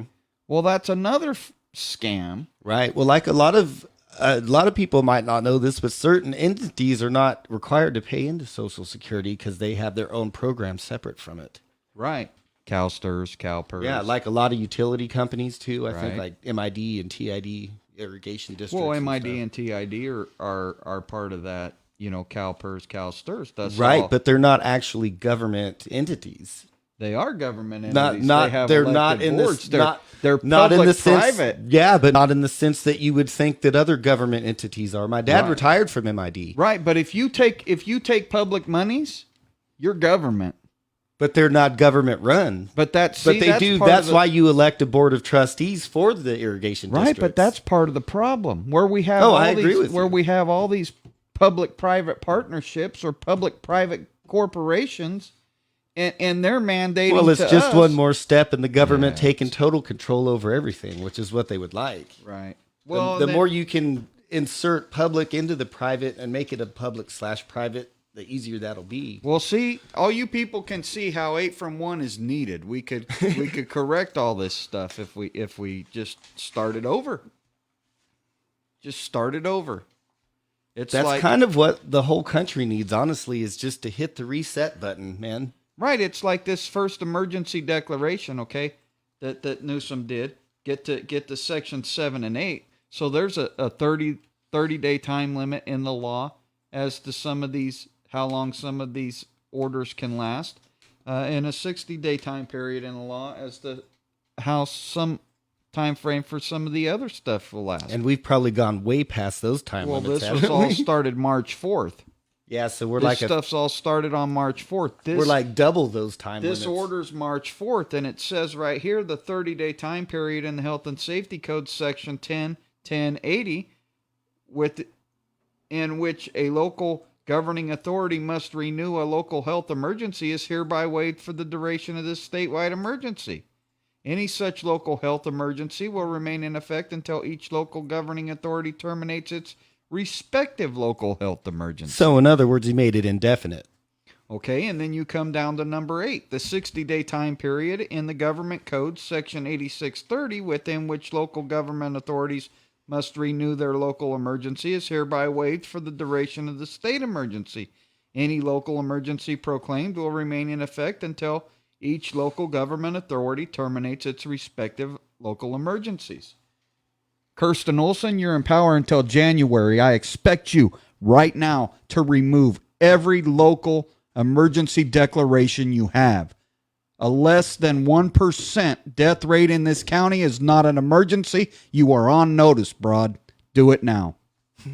She's the county supervisor, right? She is the chairman of the county board of supervisors. Right. All 5 of you, Jim DeMartini, even though you're leaving, do it now. Remove them. And every other county in California needs to follow suit with my order. I have senior authority to the governor of the state of California. You know why? Because I am the people. Governor Newsom, the assembly, the legislature, and our local counties are letting us down. They are violating the law. Not only do they violate our rights on a daily basis, they're violating the law. Subsequently, any law or order that you make has to be in compliance with existing state, federal, or local statute. This is repugnant to that, and it's null and void from its inception. Stanislaus County Board of Supervisors needs to act, and they need to act now to remove these local state of emergencies. Right. Yeah, I think the local city government should also be defying orders. But well, no, Monday. What are you going to do? The city councils all seem to be convinced that this is a real scare, too. Well, what's happening Monday? What's happening Monday in our very own community? We both live in Ceres. What's happening Monday? I'm not even sure what you're referring to. If we want to go to the city council meeting, we have to do it right here. Oh, yeah, it's only virtual now, huh? Guess what? They're covered here in your local, right? Mm-hmm. Local health, that's our county. Local government, that's our city. Right. Chance Condit, Linda Rhino, Chris Vieira, Brett DeRosset, Mike Klein. Pull your local orders now. Monday morning, you should pull that order. And Monday evening, Justin and I should be able to attend in person. Yeah, I agree. The city council meeting. Do it now. If you don't do it now, if you don't insist that it happens now, well, are you any better than Javier Lopez? No, I mean, they're all going in along with the same game. Anybody that's in a position of authority and not opposing it, they're just going along with it. Well, look, and I'm not just going to call out our state people. I just put our whole city council on blast. Right. I put up men that I support for election on blast. Well, yeah, you had to vote for one of them. But I guess not. We had 2 other options for our city council this time. You're in the same district as me, right? I'm in District 4. Yeah. We had 4 options this time. Well, I knew it'd be a highly sought after seat. It's basically the most important district in our town. Well, I mean, just for what's in it, We don't need districts. Well, we're not even required by state law to have districts. No, but I do see the benefit of them. It would be a lot easier to get elected now if you wanted to run than it would have been before we had the districts. Yeah, but take our district. District 4. Take our district. It's split between 2 sides of the highway. It's 1 square block, from May Hensley Junior High. They didn't necessarily draw the best district lines. They had several different plans. But what's the funny thing is 2 of our sitting council members even said, this is not my neighborhood. Okay, well then maybe you shouldn't run for re-election and let somebody that does feel like that properly defines their neighborhood run. Well, Matthew's got it on his screen over there. Yeah, I but he see what hasn't you're saying, the split on it the- up for us, but They did it that's rather weird. weird. They did it rather weird. I actually would have been in a decent position to run for District 4 based on all my friends and family that are still in series live in that district. But Well, I mean, you you'd be going up against the incumbent who was rerunning, Slide and it- then Cooper slide it- Condit also. slide it over to the right a little bit, Matthew. You just kind of got it that district There you cut go, yeah. off there. Hold on. Well, it's on what There our you go. listeners can see. Yeah. So, Give it a okay. second and I'll update. So you kind of got these. The little nooks and crannies, yeah, like Disappeared panhandles. already. They're like panhandles that they. Yeah, threw and in you're there. you're grabbing this part of this district and that part of that district and the other part of the. No, other you're right. I district. think everything on the left-hand side of Highway 99 ought to be one district. Right. You know what I should have mean? been District 2, all on one side of the highway. District 4 could then encompass the Like same north of side Hatch of the or highway. something. Yeah, I mean, it's just Yeah. ridiculous. Well, and here, like, if you look at our map here, But that's a much cleaner map. This is Turlock. Yeah. You know what? Anytime I look at a map of districts that someone else has drawn, I always pick it apart and go, I could have done a way better job than this. So, we could be just being too critical. But no, you're right. There's a lot of weird little nooks and crannies. What benefited me is, so with the green one, ours, you got all the downtown area and then that top little notch that's like Smyrna Park and the skate park Well, that's and where Costa I Fields. am over there. Right. So, like, all my family, it's almost like they gerrymandered that district for me. Well, If I wouldn't have had to go up against an incumbent and a condit in the same running, I probably could have took that. If I had run unopposed, I definitely could have won it. No, but somebody didn't check their damn Facebook messages because I was saying get a hold of me before. dude, I went on like a fucking sick. Oh shoot, are we not supposed to cuss? I dropped the F bomb. You're good. My This bad. is live. Okay, I don't know. I'm trying to keep myself family friendly as possible here. Hey, I you went, know what? I went Full- on like a full 4-month disclosure- hiatus from Facebook. Yeah, full disclosure. Oh, that's why. Full Every once in a disclosure. while, I have to just turn it off and not even have a profile. I mean, delete it and everything, and then Yeah, I'll well, start that's a new because one. you months chase later. crazy ladies too. But Well, that is one of my very. Wow, is it that apparent? You guys haven't even known me that long. God dang. No, it's No, just full disclosure. I- You may get some profanity in the live version of our Yes. show. Excellent. Matthew will edit that out until such time as we decide we Yeah, don't you can- want to be a. You can bleep it. You a can make me say G-rated flippin'. show. I'll say flippin' from now on. No, just hey, speak off the cuff, dude. Well, the thing is, once I get my own stuff going, it's going to be outrageous. I want to do a full-on website That'd be fantastic. because I'm afraid YouTube and Facebook and all those platforms would kick me off once they really saw my content. Not that I'm really all that foul-mouthed, but we talk about really weird stuff at my job. And I like to bring That's those cool. really weird Yeah. conversations to the public where people can hear it and go like, where do these guys come up with this stuff? right there on the job site. Yeah, when we're in a shop making road signs all damn day, just standing oughta- there slapping vinyl on metal and got You ought nothing to else hear to the do. you ought to hear the profanity I come up with driving down the highway. Baby.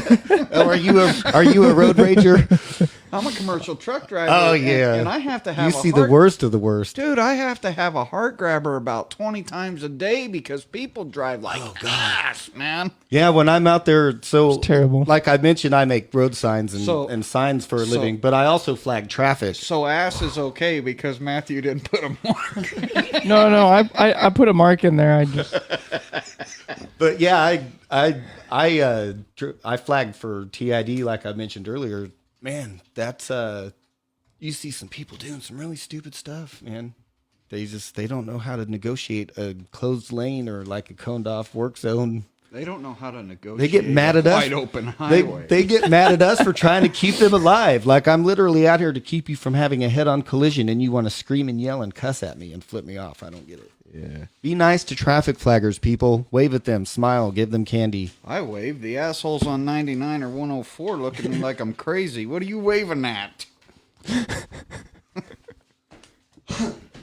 Yeah, I'll admit it makes our day though when a nice, pretty girl drives by and waves and smiles at us. So keep Yeah, that up. You that- see people stopping you out there on the road is for your own safety, and be nice to them. That fat white truck driver, though, they just give him the bird.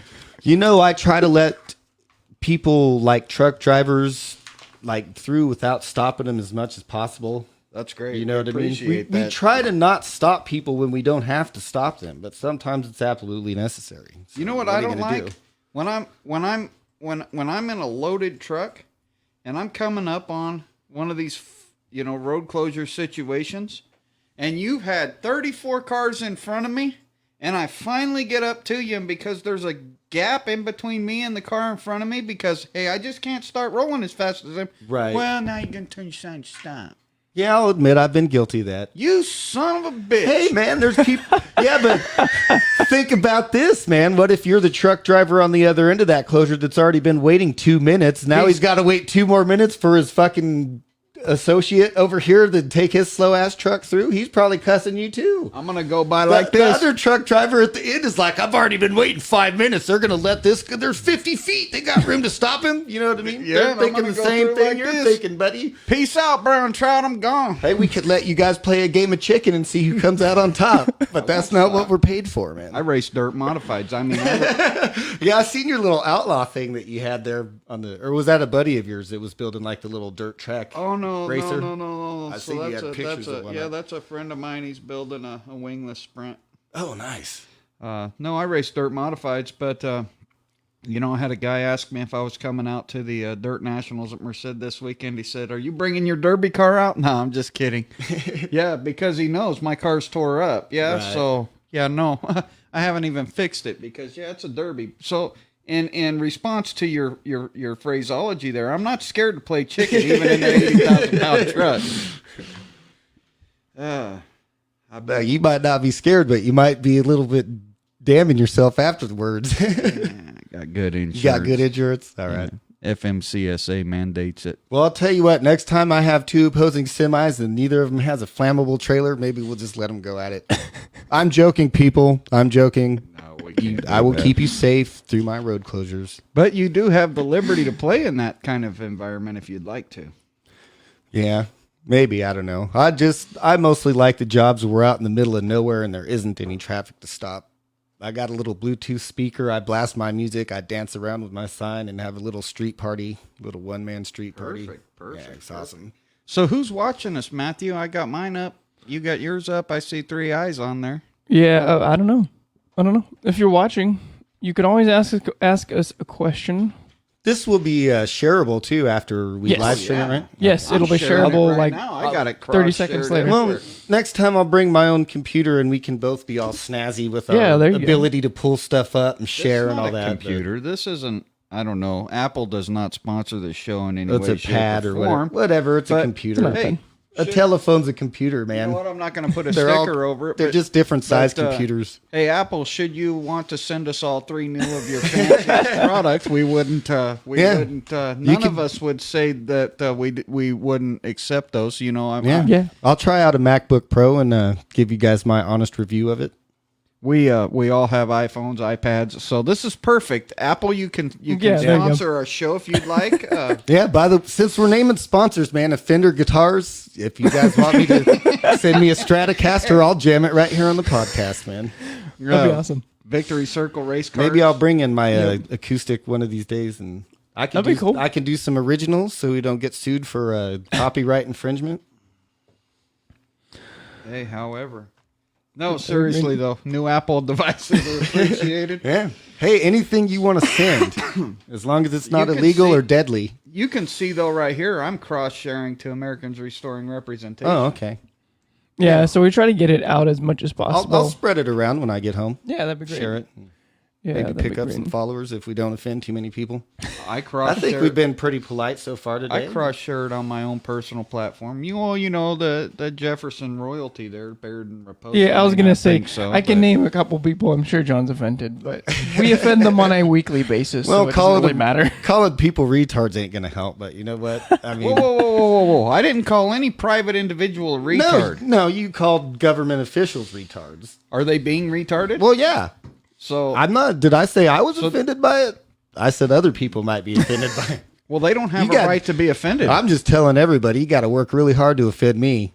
That would be a goal. That would be a real feat. You ever have me complaining to the ACLU about something, you're going to be like, wow. The ACLU probably already has complaints about you. They probably do. I'm probably a Nazi in some people's opinions. You know what I mean? Some trucker called you. If you're all about you, if you're not a full-on Marxist, some people think you're a fascist. I'm pretty sure there's a few women out there that have made complaints. Oh, well, maybe after the fact. No, yeah. I'm not on the friendliest. Matthew laughs like he's I'm had not the on the friendliest opportunity basis to have. with all of my girls, my exes, but Matthew, I think, is just entertaining the jibber jabber. Some of us aren't. You know, I think we're being very revealing for our first episode. But that's fine. I Well, don't it mind allows- if my audience gets to know me a little it bit. allows people to get to know you on a more Anybody, personal level. probably anybody that actually watches this is people that already know me, so they know what to expect. Well, we hope they're going to that- be like, Justin was Yep. tame. I I want can't him to believe he watch it. believed. I can't believe he behaved himself that whole I time. want him to watch it. I want everybody you know to watch it. I want everybody Yep. you know to participate. I want everybody you know to garner the Heck yeah. education that the three of us have to share with you. And they can enlighten us too. I always, I welcome feedback, even if it's something I don't want to hear. Even if you Well- want to cuss me and be rude, I'll just, delete it and move on. Cuss me and be rude. Just be willing to know I'm going to cuss you and be rude back. See, that was the worst part about running for an elected office. Because when I'm running a Facebook ad and somebody's like, hey, jerkhole, blibbity blob, I can't be like, screw you, douchebag, because I got to I think can. about all the other people whose votes I'm trying to get that I don't want them to see that. Well, if they don't want to hear me saying screw you, douchebag, then they're not true patriots anyway. That's true. Hey, I might have picked up voters that way, huh? Maybe people have been like, God, this guy doesn't hold back. I'm telling you what, if you called somebody a mongoloid needle something jug player, I wanted to tell a few people to screw off right there on the open forum. I'm not going to lie, man. People, would have been people are sorry. like rude and hateful for no reason. That'd have been too many bleeps for Matthew. I had to, stop that one. Yeah, and you know what's funny is a third party guy. Oh, man, it's the take Rona. heat. You take heat from both sides, man. I I have bet. Republicans and Democrats both being just Yeah, I bet. rude and hateful and insulting for no reason. Don't get I'm me like, you laughing. guys don't even know my stances on these things. Like, Yeah.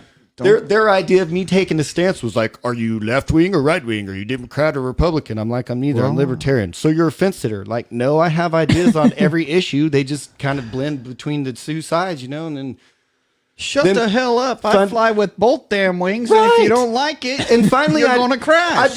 I did make the comment to this one guy that I tend to disagree with Democrats a little more than I do the Republicans. Oh, finally I got you to take a stance. I'm like, take a No, I stance didn't on take a what? We stance. haven't discussed a single issue. All you're trying to do is put me in one box or the other, and I won't go, and you're getting mad about it. Like, You know what I you love? didn't get me to take a stance because we haven't discussed anything. Pick a topic, and we'll say what our feelings are on it. Dude, I'll be on Facebook. Josh Harder will post something up, and I hate that. I just like reading the comments. Or Kamala Harris will post something, or Dianne Feinstein will post something, and I'll go on there and I'll just tell these people.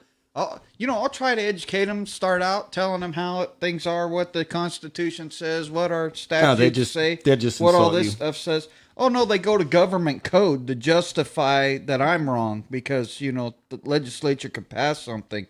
And the legislature could tie that to, the Commerce Clause or General Welfare Clause.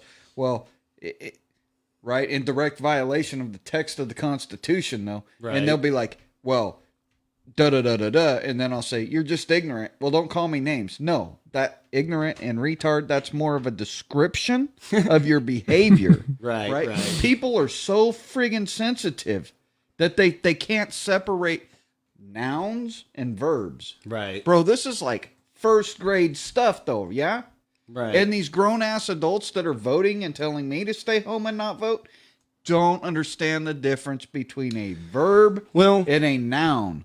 And the thing is, and I could tell this from speaking to you, you really don't need to use the insults or names or stuff because you actually have valid comments and like a legitimate thought process on things. You may not always be right. You may be right or wrong on certain subjects, but you at least can explain your thoughts on a subject. Holy shit. And That right there removes the need to go straight to insults or name calling. I can break you down without using one swear word. I can micromanage. That means you have a vocabulary. I can micromanage your self-esteem to a level of non-existence simply by explaining logic, reason, and fact to you. Yeah. And Well, and I'd like to do like what you said. I would rather describe a person with really big adjectives that are still demeaning but are not actually like name calling, because then I'm like doing it on an intellectual level. You might Big. have to look up the words that I'm insulting you with. That is awesome right there. You can be the most educated person on this planet and receive your education from Harvard, Yale, And Boston still be University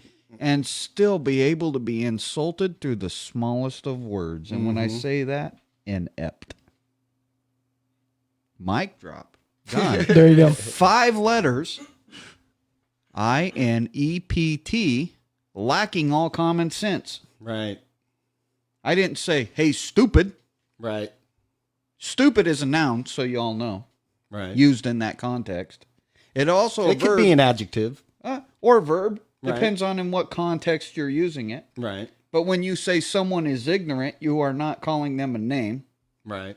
That's totally descriptive about their educational level. Yeah, you're using and it what in they adjective should sense. know in the only sense that it can be used. Right.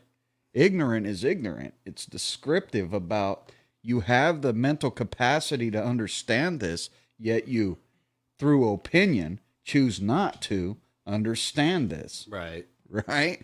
So what's opinion? You got opinions. Matthew's got opinions. Well, I got opinions. even And if ain't none you- of them based in fact. Even if you break down the root of the word ignorant, what's the first part of it? Ignore. Ignorant. That means you're somebody who ignores things. It doesn't mean you're stupid and incapable of learning. It means that you don't learn or you choose not to. That's ignorant. And ignorant and stupid are two different things. So for you to say someone's ignorant really shouldn't even be an insult. It should be an awakening. Like, hey, man, there's things here you are ignoring. Listen to I'm them. awake. And unlike I last talk week, with my hands sometimes, man. and unlike last week, John was awake on time this week. Nice. I was not. You still not. You ain't even brushing your No. hair. That's why you ain't got your No. camera on. No. He- Yeah, that's the real reason. Matthew blame not having a camera on the battery. Not Or he being might just charged. enjoy being like that unseen voice. I mean, that I comes do from the enjoy it. background. I definitely do enjoy being that, but I wouldn't mind having a camera just so it can be split screen and be all fancy. Yeah. You want to know the real reason we need Justin? Because, Matthew's hard to get engaged with. Matthew doesn't want to talk. We've done podcasts together, going on 3 years now? Yeah, yeah. Matthew wants to sit in the back and play Fortnite on his phone like Yeah, this. that's funny. And you and me are so Call into of it. Duty. What are you talking? Okay. We're so into it. We've gone off subject like 15 times already. We're like, we're way off topic, man. We're talking about the Green New Deal. And Yeah, but that's what we're, that's No, good. for- That's a good free flowing conversation. Yeah. Right, You know what but, I mean? but let's be legitimate about it. For about the first 45 minutes, we were like deep on subject. Yeah, on yeah. topic. Well, it's good I that mean, you had notes to refer to. You know what I mean? But You think that we could doesn't- we could improv this Ain't thing none every of, time. Ain't none of my notes got anything to do. Half the page we took care of in 40 minutes. The rest of it I did in 35 seconds. I added some stuff in there. And Hey, I like the organic flow of our conversation. well, good. You we'll know, get along great. we were set for success today because before I came here, I was playing my guitar and I was just feeling the musical flow. Like I was just hitting licks and feeling my stride and singing good. And I'm like, we're gonna come have a good show, man. Well, we're going to have a good show every No, week. but- Man, show this every is week. gonna be regular, people. So get used to it. Like I Yep. said, we're probably being tame right now because I got to get used to me for when I launch my own Just- website. Justin thought we There just you go. wanted I think to I'm talk going to call it thequig.com. Just thequig.com, because most people nickname me Quig for There you Quigley, go. Justin Quigley. I like it. Have you ever had any ambitions of living in Australia? I would like to visit there, but no, the name is like Scots Irish. People Some- don't realize that in that movie, Tom Selleck was from Wyoming and he traveled to Australia 6 months on a boat. If you remember the beginning of the movie. Yeah. And then they wanted him to kill Aborigines. Like, that's bullshit, man. Started killing the settlers instead. That's a great movie, man. Quigley Down Under. That's what we're talking about. If you guys don't know, it's a great movie. What was her name? My Clara? namesake. Was her name Clara? The crazy one? Yeah. Crazy Clara. Cora. Or Cora.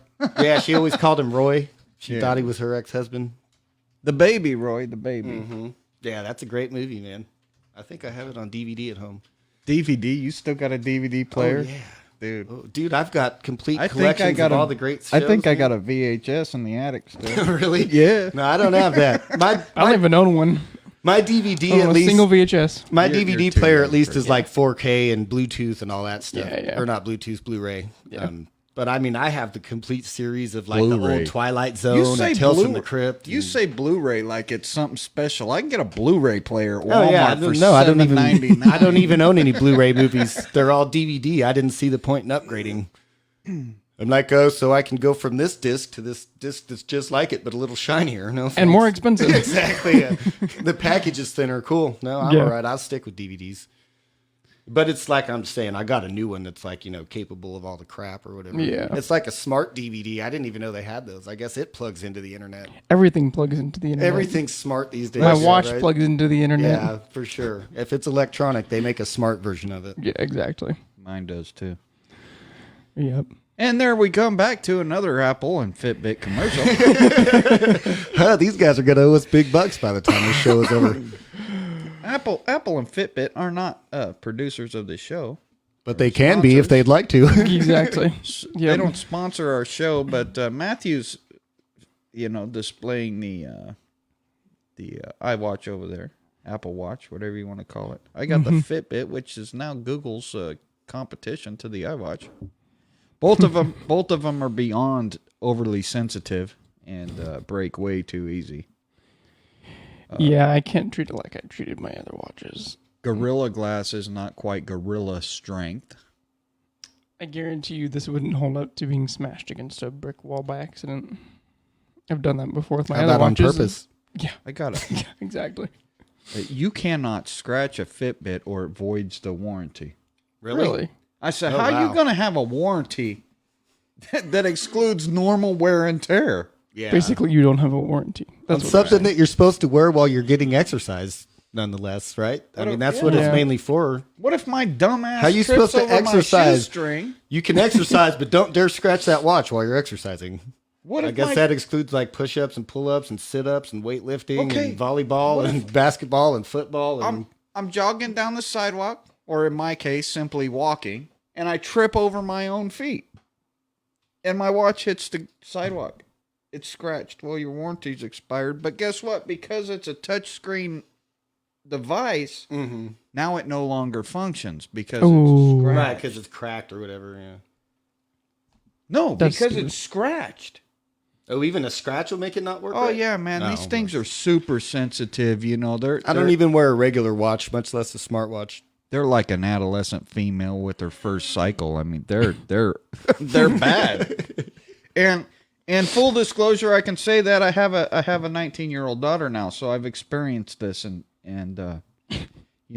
that sensitivity is much like a 16-year-old boy that can't take the car out for the weekend. So It sounds like you've had one of those too. I don't have a male child, Oh, but no. I've just covered. Oh, you've been that You've male been child. that male child. You've been that 16-year-old son that's not allowed to take the car out. You know what? Yeah. I was the one fixing the car, so I don't think that my mother told me no very often. I will Until fix she it. found out you were drag racing it after you fixed it. There was no drag racing. Street racing? There was no street There was no racing. quarter mile marks. We But just we went had- for it. It was on the 99, Yeah, man. It was more like exactly. NASCAR. You know what?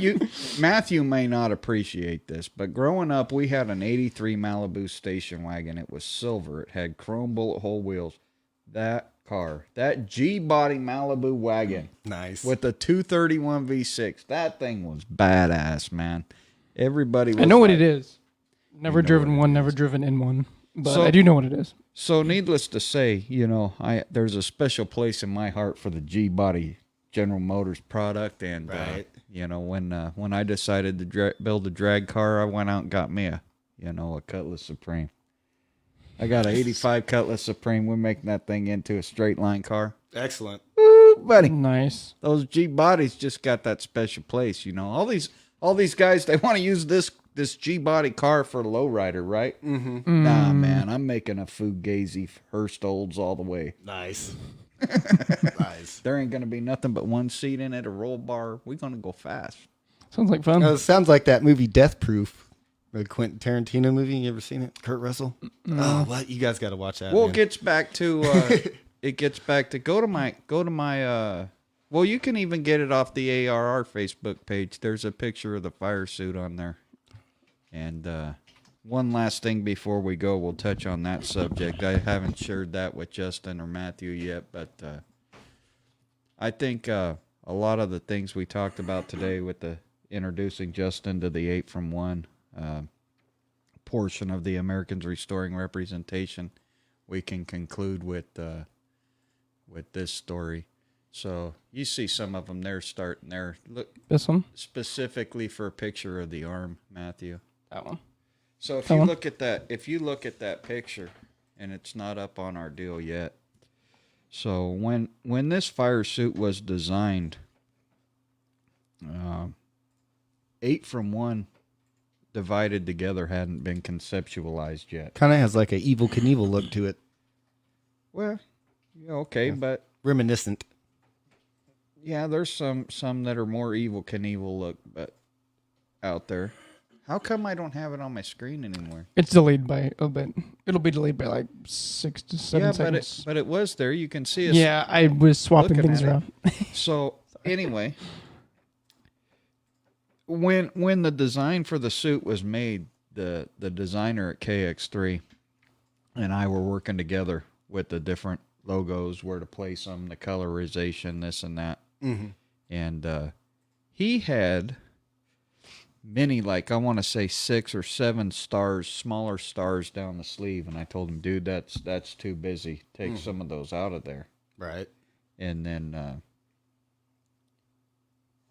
the proof has 4 stars on it, but I didn't put that together. Mm-hmm. And then sometime this suit actually was delayed because of the coronavirus and some other factors in the industry. The design of the suit was finalized in February of 2020. Sharon came up with the 8 from 1 concept, I want to say around June.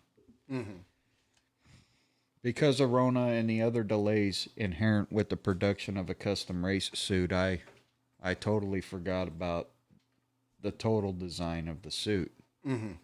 And at a certain point, Sharon and I were both disenfranchised with coronavirus shutting down the petition, and we thought this couldn't go anywhere, that we just cease all activity on it.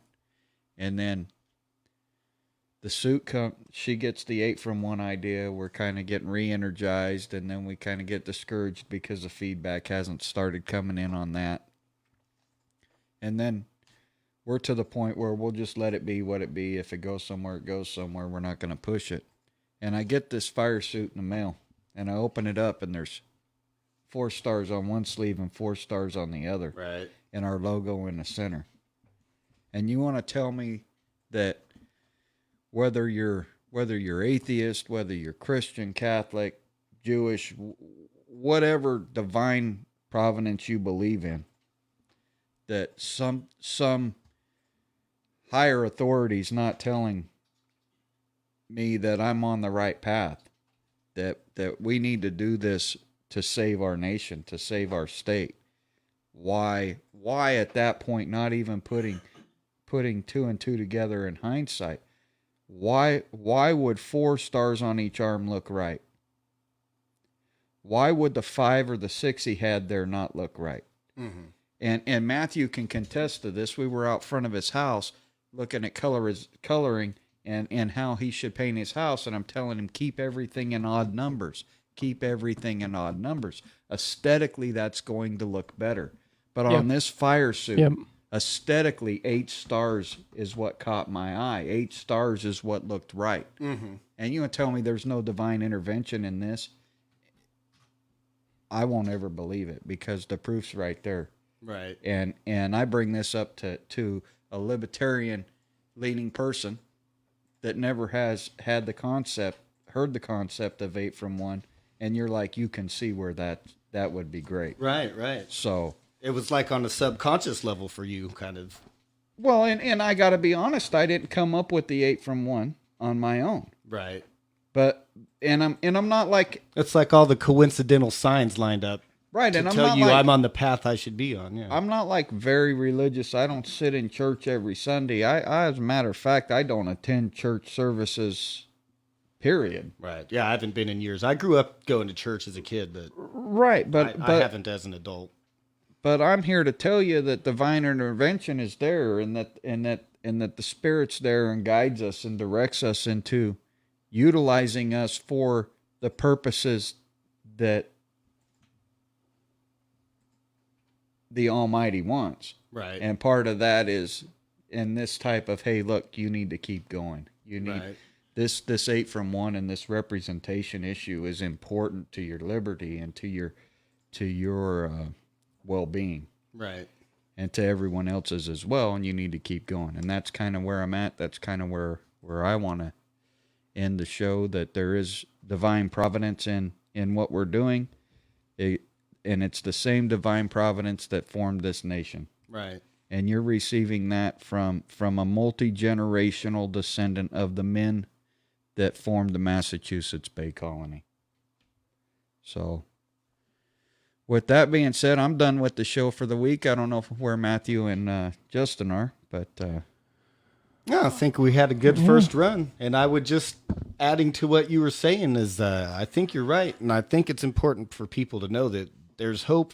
And a lot of your ideology or what you're talking about here is not something that really should conflict with people's political views. What you're getting at more is we need to break things down on a smaller, more localized level so that people have more say and control over their governance and their own lives.